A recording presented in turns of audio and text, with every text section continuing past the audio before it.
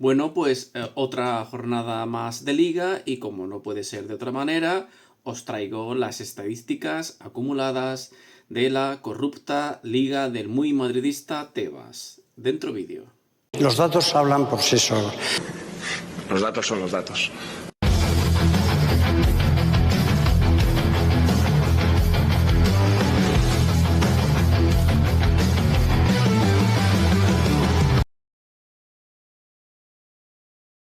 Para que no se aburran aquellos que están acostumbrados a ver este tipo de vídeos de estadísticas, he pensado cambiar un poco el orden en esta ocasión y os voy a presentar primero un par de estudios que he preparado y presentado esta mañana en X y después ya iremos viendo el desglose de las tablas normales que vemos jornada tras jornada.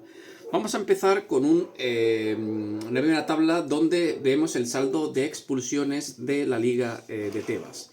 Vemos que el Real Madrid tiene un saldo positivo de más 5 expulsiones, donde el Barcelona tiene un saldo positivo de más 1. Quedaros con esa diferencia porque diréis, es que está muy favorecido el Real Madrid frente al Barcelona, porque tiene 5 el Real Madrid, 1 el Barcelona, una diferencia de 4 expulsiones a favor del Real Madrid en lo que son únicamente 13 jornadas de liga.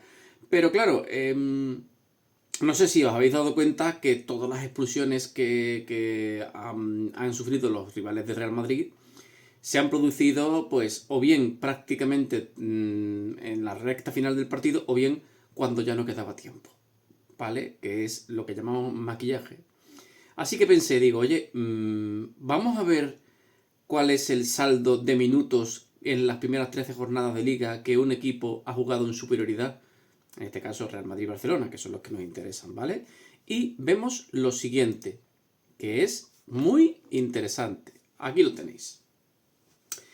El Real Madrid. Real Madrid sufre una expulsión en rival, primera jornada, minutos 92, minutos con superioridad, ninguno. Todo lo que sea por encima de minuto 90 no lo cuento como con minutos en superioridad, ¿vale? Jornada 4, recibe el Real Madrid una expulsión a Hausen contra la Real Sociedad por una falta que ya sabemos que fue en el centro del campo y que no era prácticamente ni amarilla, ¿vale? Y estuvo el Madrid 58 minutos en inferioridad. Después tenemos jornada 8 y jornada 9, donde hay dos expulsiones a favor del Real Madrid, ambas en el minuto 77 del partido, ¿vale? Y por último, jornada 10 contra el Barcelona y jornada 13, esta última contra el Elche, donde también se han producido las expulsiones en el descuento.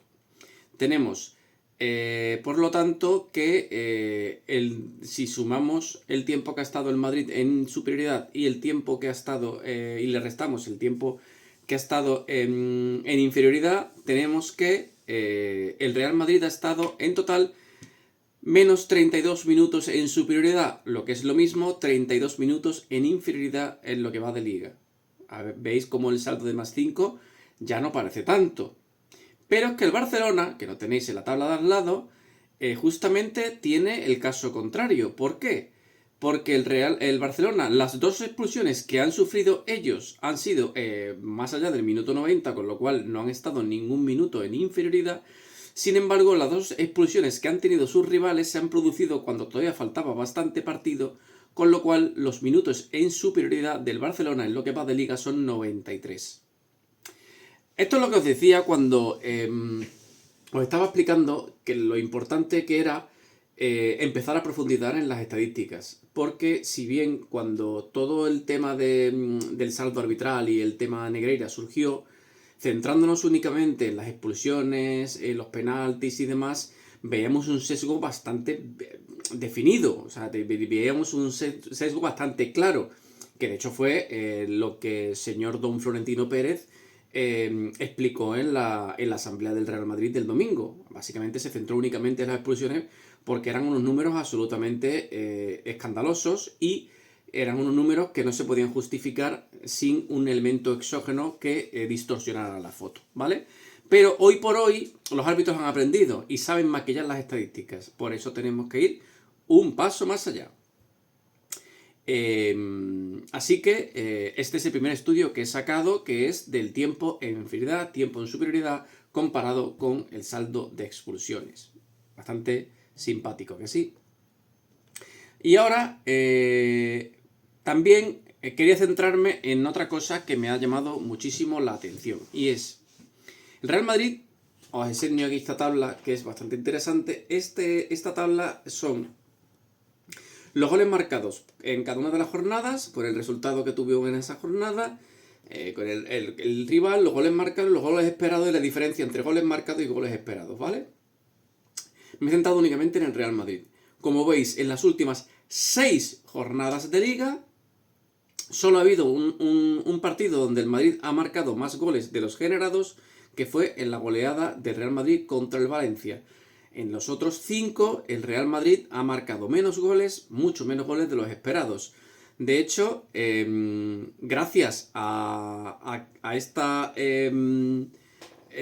este partido contra el Valencia, pues el resultado no es tan escandaloso.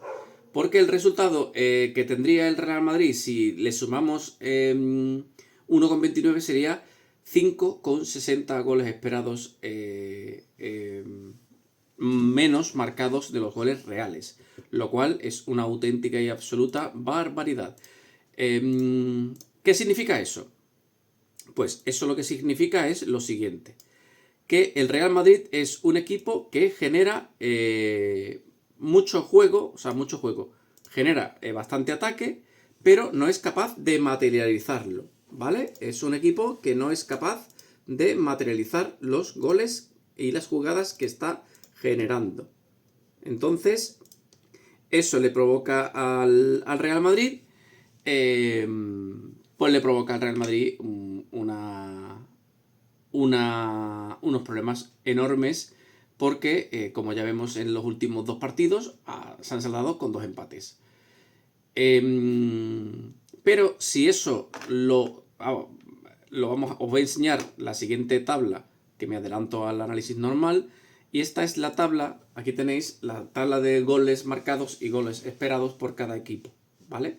Están ordenados con respecto a la diferencia entre los goles marcados y los goles esperados. Es decir, el que aparece arriba de la tabla es el que tiene más goles marcados con respecto a los esperados. Es decir, el que tiene los delanteros que aciertan más, ¿vale? Os explico otra vez cómo funciona lo de los goles esperados. Los goles esperados funcionan de la siguiente manera.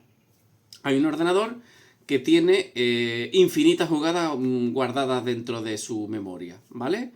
Y ya sabe que un balón situado en tal posición del área, con tal defensas alrededor, con un delantero en cierta posición, sabe que en el 30% de las ocasiones, es decir, en 3 de cada 10 ocasiones, ese tiro acaba en gol. Entonces ellos dicen, oye, pues como tengo todas las estadísticas, cada vez que haya una jugada de este tipo, el ordenador la categoriza de una manera distinta y dice, pues esta tendrán unos códigos, ¿vale? Lo mismo hay 150 códigos, 200 códigos, no lo sé. Y lo asimila a un código y de ese código sale los goles esperados en ese caso. Entonces, cuando tú tienes un delantero que es capaz de marcar más goles esperados de un equipo y un delantero que es más capaz de marcar más goles esperados, más goles que los goles esperados, significa que tu delantero es mejor que la media. Cuando tú tienes un equipo, un delantero que marca menos goles de los esperados, significa que tu delantero tiene menos gol que la media. Aquí, como está ordenado en esta tabla, lo veis perfectamente, el Real Madrid está de la mitad hacia abajo. Tiene menos 2,3 goles marcados con respecto a los esperados. Si veis los goles esperados, ya os lo digo yo, el Real Madrid es el único equipo que supera los 30, es decir, es el equipo que más goles esperados tiene, con lo cual es el que más ocasiones genera. Lo que pasa es que el Barcelona tiene 8 goles más que ellos, porque el Barcelona tiene la delantera que acierta más, ¿vale?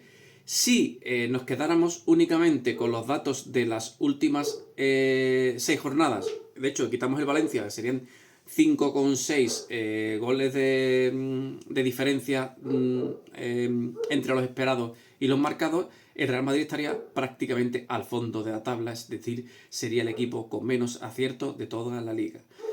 Para que veáis el problema que tenemos que generar muchísimo ocasiones, tenemos que generar muchísimo caudal en ataque para poder materializar las ocasiones. El Madrid tiene un serio problema de gol. Y todo el mundo me dirá, pero ¿cómo es posible que tenga un problema de gol teniendo a Mbappé, teniendo a Vinicius, teniendo... Lo tiene, los números no mienten. Tenemos un serio problema de gol. Dicho lo cual, vamos a seguir avanzando, ¿vale? Venga, os enseño ahora más tablitas. Venga, empezamos con los fuera de juego. Fuera de juego. Bueno, ahí tenéis el Atleti, el que lidera, y el Barcelona segundo. Están ordenados por saldo de fuera de juego. El Real Madrid, pues como siempre, de los peores equipos de la liga conforme al fuera de juego. Porque cae mucho fuera de juego y no son capaces de montar una línea en condiciones, con lo cual tampoco hacemos que los rivales caigan en fuera de juego. Bien. Seguimos con el tema de las amarillas, que esto ha sido trending topic mucho tiempo, aunque posiblemente de esto seguiremos hablando muchas jornadas, porque aún sigue siendo la diferencia entre el Barcelona y el Real Madrid bastante elevada, ¿vale? Vemos como el Barcelona es el equipo que tiene más saldos de amarillas con más 15 y el Real Madrid tiene un más 6. Al rival del Barcelona le han sacado 35, propias 20, al rival del Real Madrid 29, propias 23. ¿Vale? Pero lo simpático aquí, y lo pongo en esta gráfica, que veis aquí, esta gráfica es el balance de faltas y amarillas al rival en agregado. Como siempre lo explico, ¿vale? Lo que son las barras es lo que os he presentado en la tabla anterior, por jornada, en acumulado, siempre, ¿vale? El saldo entre amarillas al rival y amarillas propias, ¿vale? Rojo el Barcelona, blanco el Real Madrid, y después las líneas son el balance de faltas, es decir, las faltas que te comete el rival menos las faltas propias, ¿vale? En acumulado también. Vemos como el Barcelona tiene ahora mismo un saldo de más 15 en amarillas y el Real Madrid un más 6. Es el mejor número del Real Madrid en toda la liga, sin embargo no es el mejor del Barcelona. Para que os hagáis una idea, el Barcelona ya tenía un saldo de más 15 en jornada 8, ¿vale? En jornada 8. Y el saldo de más 6 que tiene el Real Madrid, el Barcelona lo consiguió en jornada 3, que tenía un más 7. Para que veáis la diferencia de trato arbitral entre un equipo y otro. Vale. Seguimos. Vamos a las amarillas al rival en la primera parte. Esta gráfica también tiene su interés. Vemos que al Barcelona el 45.7 de las amarillas se las han sacado a sus rivales en la primera parte y al Real Madrid únicamente un 34.5%. ¿Os habéis dado cuenta, ahora inciso, habéis dado cuenta que esta semana no voy a sacar lo que son los datos de lo que era monitorización FIFA que llamamos y demás, que sabíamos que está Colina mirando y demás, porque espero sacarlo ya a final de la jornada 14 para tener el mismo número de partidos con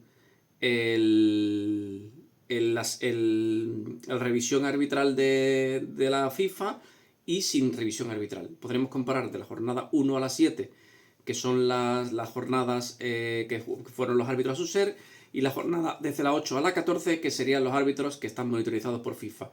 Y sacaremos los dos bloques y haremos un estudio ya hablando con el mismo espacio de muestras, ¿vale?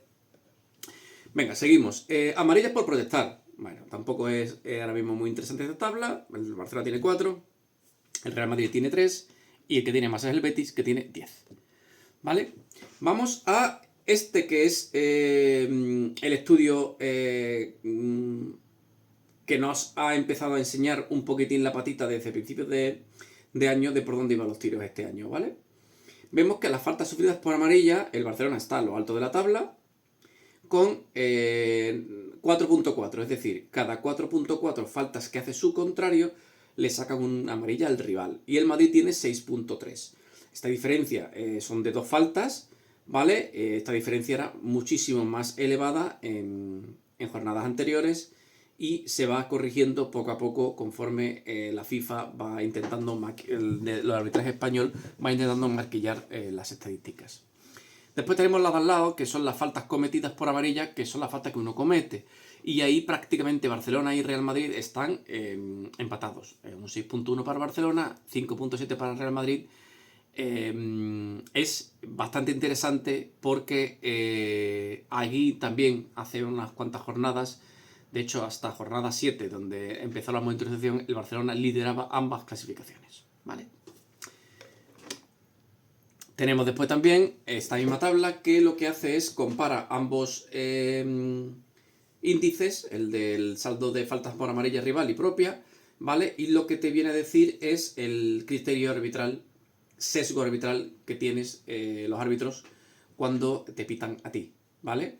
Cuanto más alta sea la diferencia, más verde sea el número, digamos que más sencillo se te pone a ti el arbitraje porque más te permite a ti entrar más fuerte y cometer más faltas para que saque una amarilla y por el contrario pone difícil jugar al rival porque cada pocas faltas le sacan una amarilla a ellos, ¿vale? Entonces el Barcelona también ha estado muchísimas jornadas liderando esta clasificación y el Real Madrid también ha sido el último en la misma, aunque como podemos ver en las últimas 7 jornadas los valores se van suavizando, ¿vale?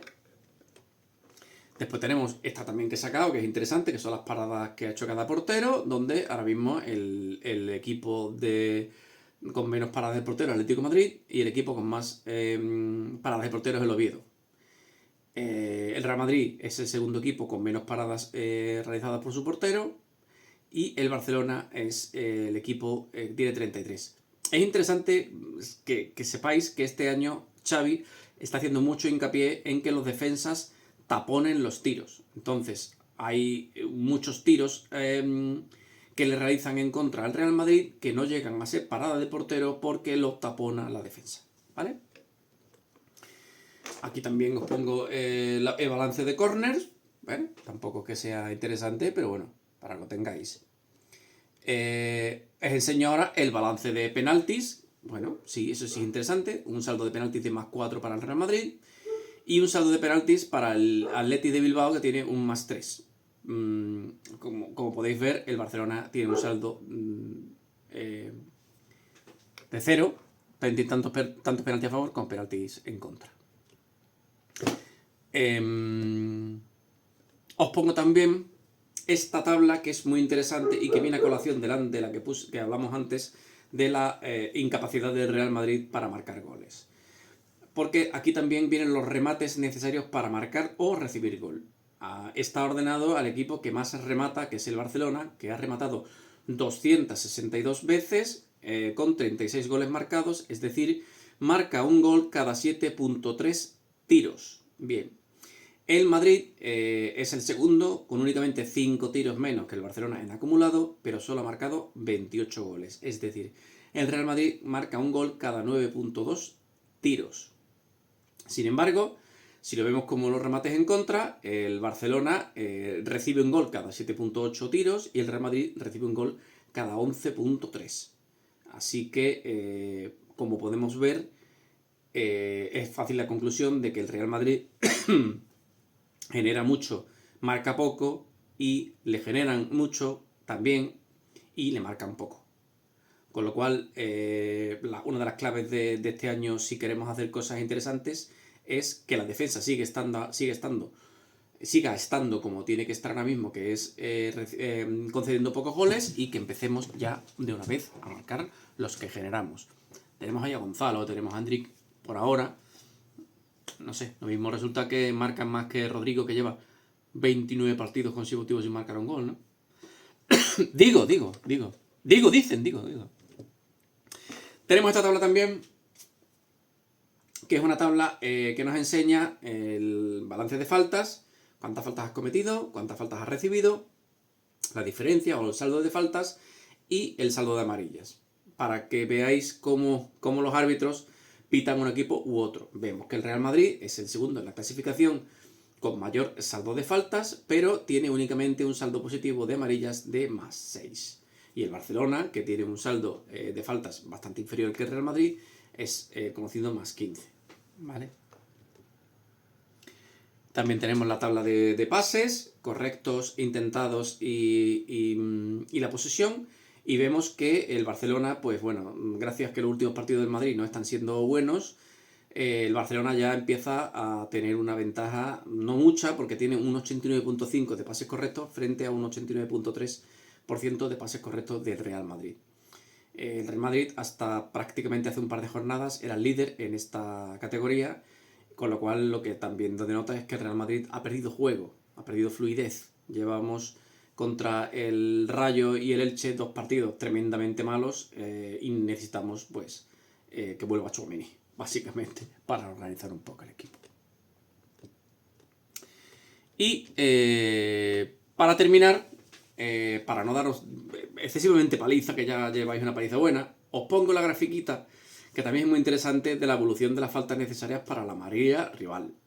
Aquí vemos cómo al Barcelona los árbitros saben cómo tienen que arbitrarlo desde siempre, son curvas muy planas, y el Real Madrid, pues bueno, empiezan machacando de la jornada 1 a la jornada 6, un machaque absoluto, donde a jornada 6 el Madrid tenía que recibir 16.2 faltas para que el rival le sacara una amarilla, y el Barcelona únicamente 4.3, es decir, 4 veces menos.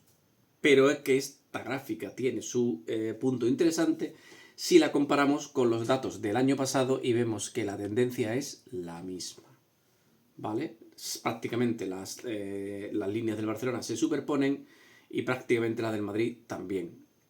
Incluso el año pasado fue una situación un poco más radical en pico, sin embargo el Real Madrid tenía peor situación a jornada 6 de lo que tiene este año.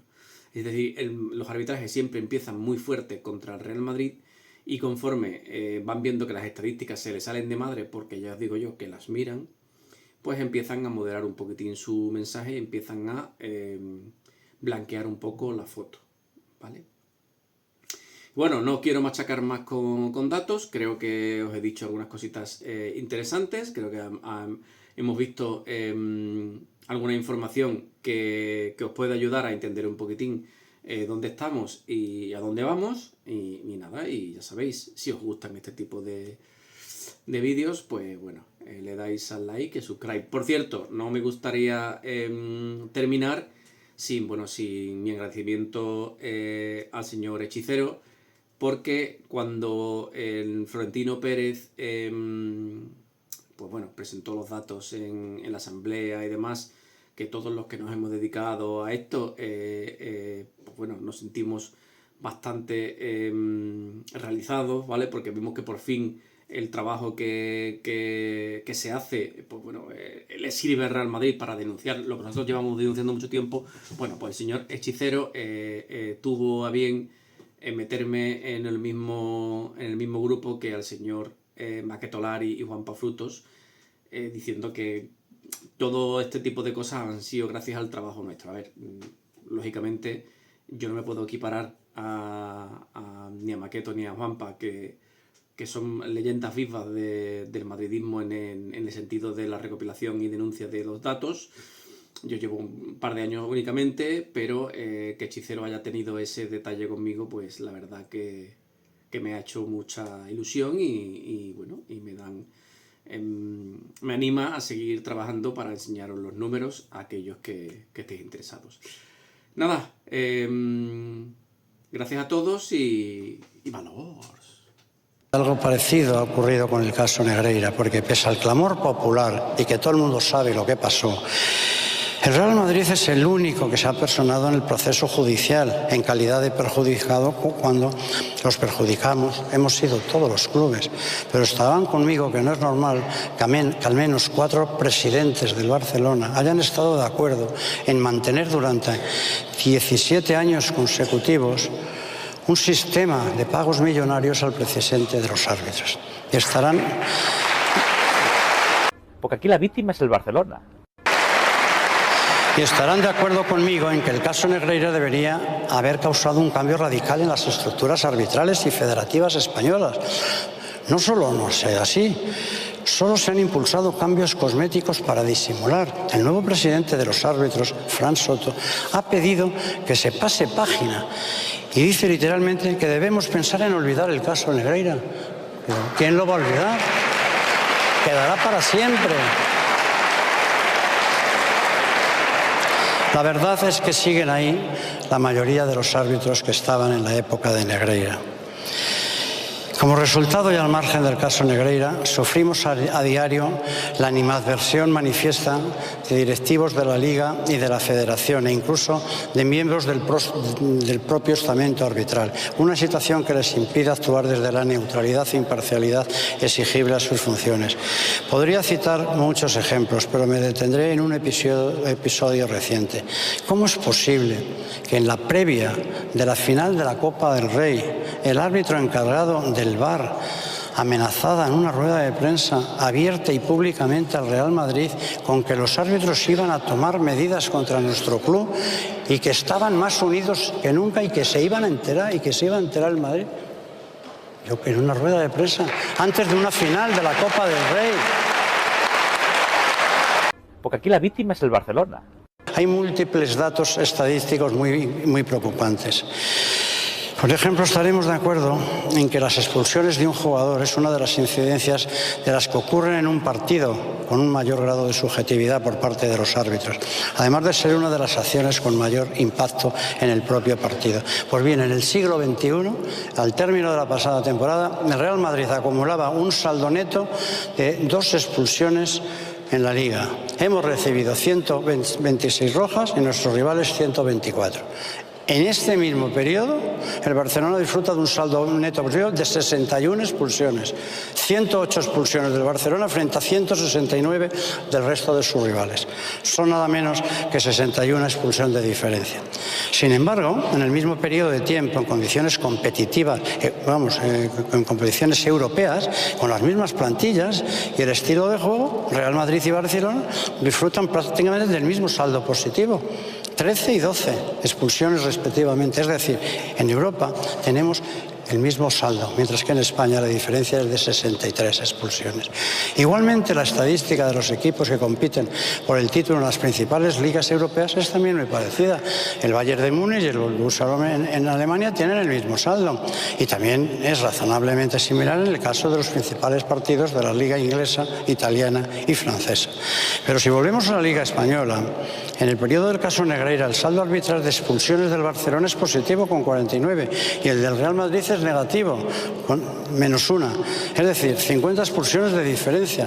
Sin embargo, si observamos los 15 años previos a Negreira en la Liga, el saldo del Real Madrid y del Barcelona son solo 2 de diferencia. En fin, los datos hablan por sí solos. Saquen sus conclusiones. Y me he centrado solo en las expulsiones por ponerle un ejemplo, pero son muchas las estadísticas de otras cuestiones que apuntan en la misma dirección y cuyo trabajo estamos a punto de terminar. Porque aquí la víctima es el Barcelona. A raíz de todo esto, yo me hago una pregunta. ¿A alguien le puede parecer normal que haya jugadores del Real Madrid que tengan más Copas de Europa que títulos de Liga?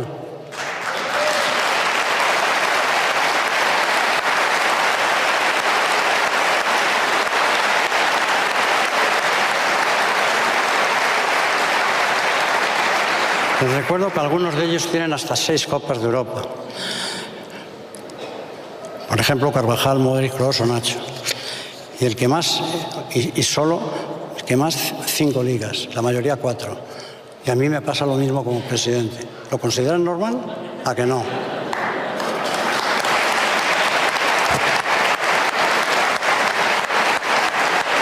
Porque aquí la víctima es el Barcelona.